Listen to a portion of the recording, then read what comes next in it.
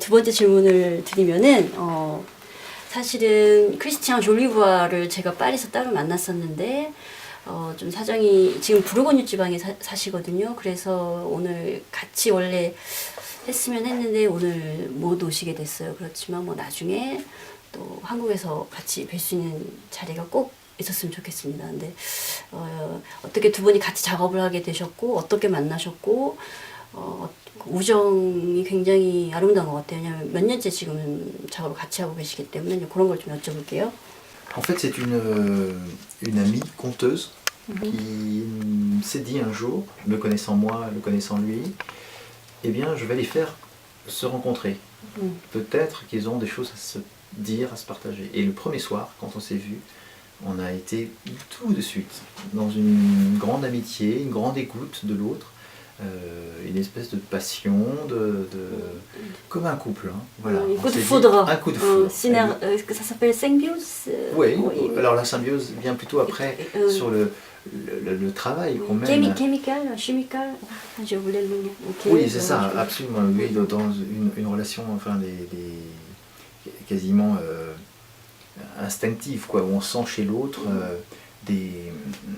ce qu'on n'a pas soi-même, ou alors on le sent plus performant. C'est-à-dire moi sur le côté invention et écriture, j'ai découvert chez Christian tout de suite quelqu'un qui avait il travaillait à ce moment-là au théâtre.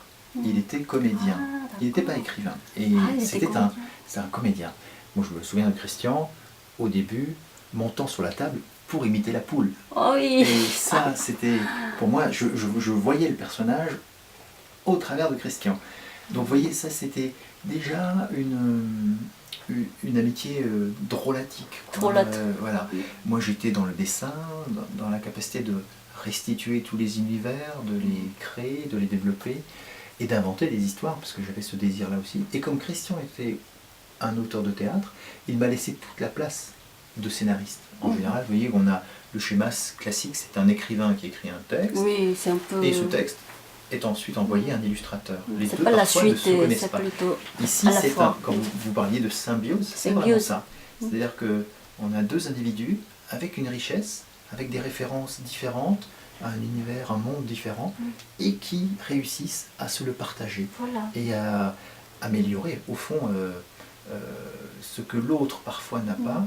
Eh bien, c'est voilà, c'est le second qui le possède et qui le propose.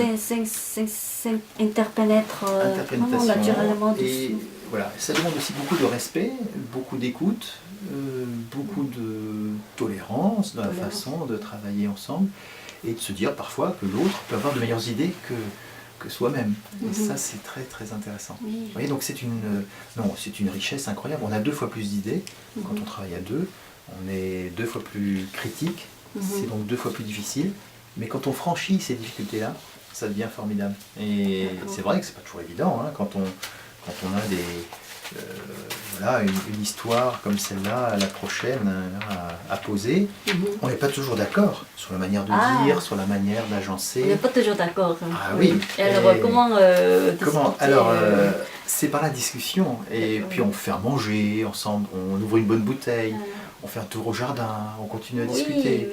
Et puis on s'aperçoit que, ou l'un ou l'autre, voilà, s'aperçoit que l'idée de l'autre était meilleure. Et donc on lâche naturellement. Et quand c'est pas tout de suite, c'est le lendemain, ou 2 jours après. Et on prend le temps. On prend le temps. Ça, c'est très important. Le temps nous chargera. Exactement. Donc, on apprend le temps. Et la réflexion. Voilà. Ces 2 éléments-là nous aident à poser une histoire, à la reprendre, à l'améliorer petit à petit.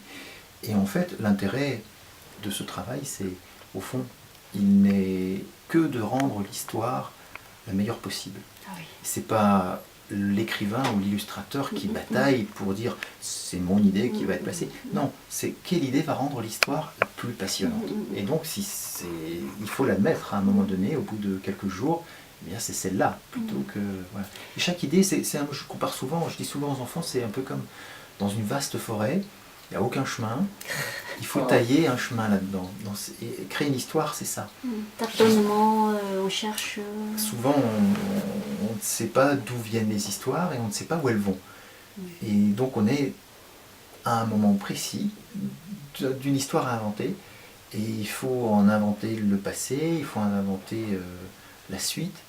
Et ça, c'est c'est magique, quoi, c'est très étrange. Et à deux, c'est d'autant plus jubilatoire parce qu'on sait que l'autre aura toujours une idée qui va nous sauver.